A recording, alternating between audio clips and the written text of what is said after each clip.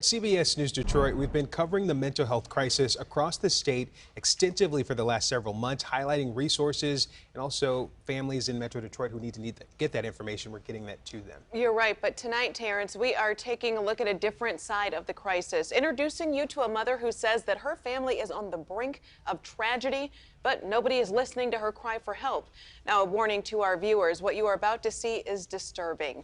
A Michigan mother who says the state's lack of mental health care is setting her child up for a tragedy.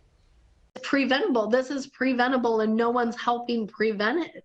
Cam Romanelli, an adoptive single mother of 4 siblings, now ages 10 through 15, says one of her children is putting lives in danger because of aggressive mental health issues that are continuing to get worse. He broke his doors.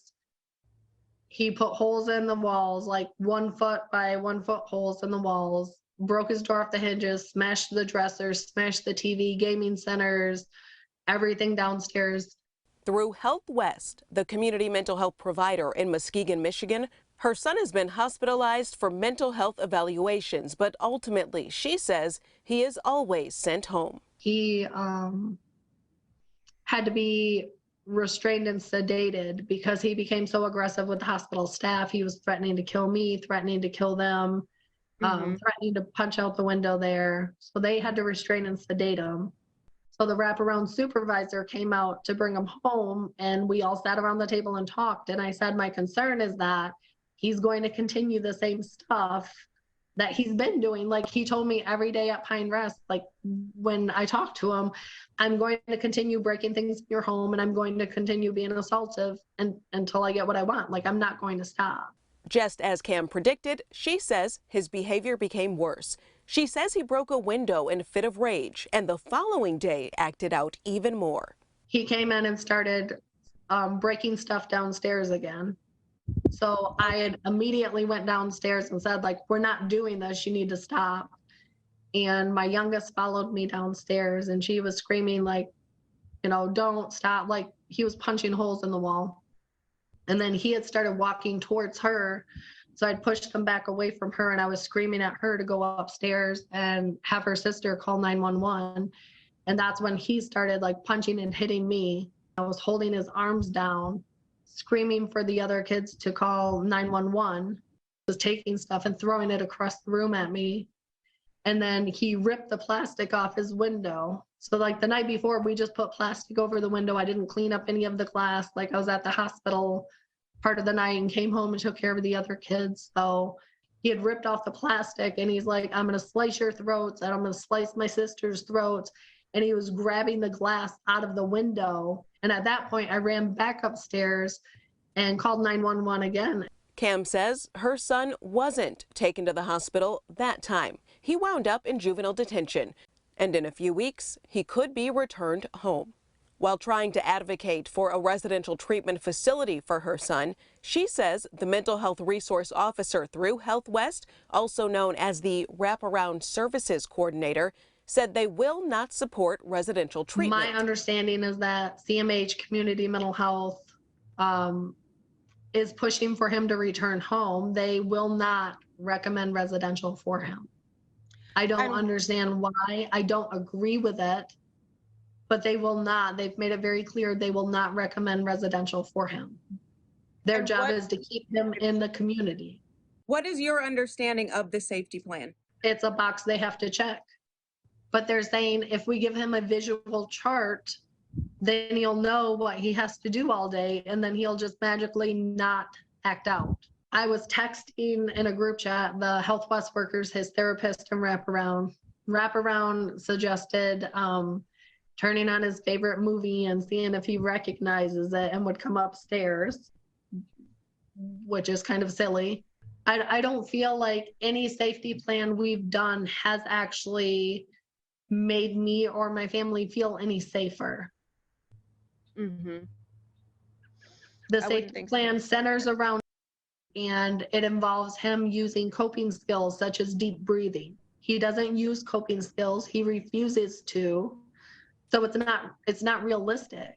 Should her son be released and Cam refuses to take him home? My understanding is that CPS would get involved and remove all of the children from me, because that would be neglect at that point. How do the children feel now? They're scared.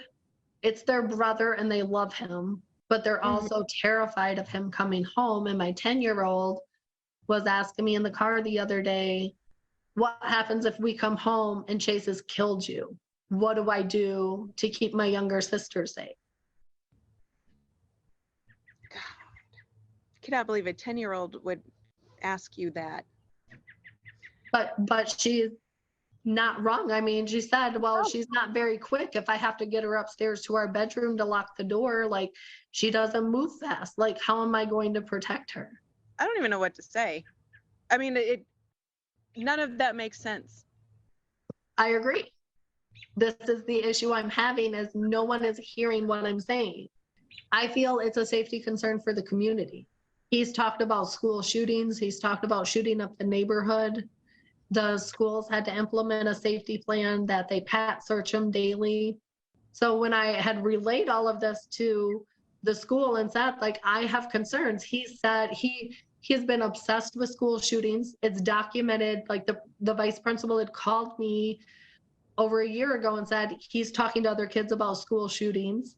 I reached out to Fruitport Middle School's principal, Monty Kelly, with Cam copied, providing permission for us to speak, to confirm that pat-down safety plan and to find out whether other parents are aware that one parent is saying their student is threatening to hurt others. I was told via email in part, I unfortunately am unable to comment on student records. I don't know what to do. Like, I don't feel like there is any adequate safety plan. He's using glass out of a broken window. Like, he's using metal bars he breaks off his shelves. Like, how do I keep me or the other kids safe when he is so adamant someone is going to get hurt or die? To get a better idea of the safety plan, I also reached out to Health West for an interview, once again with Cam copied, giving her permission for discussion. Gary Ridley, the communications and advocacy coordinator, replied saying, HIPAA prevents us from disclosing if someone is receiving services through Health West or sharing information on any services they may receive. However, if you would like to learn more about wraparound services, I encourage you to check out Section 3.29 of the Michigan Medicaid Provider Manual. So I did. According to that manual, children will be provided, quote, highly individualized planning processes facilitated by specialized support coordinators. So I asked Bob Wheaton, the public information officer with the Michigan Department of Health and Human Services, if he could provide some insight. I received a lengthy response that you can read in its entirety at cbsdetroit.com, but it says in part, the MDHHS is committed to helping children, youth, and their families get the behavioral health care they need when they need it. That includes when a child and family is experiencing a behavioral health crisis. I just don't feel like we should have to wait till someone dies to get him help. It's very reactive and not proactive. He needs help. He needs help.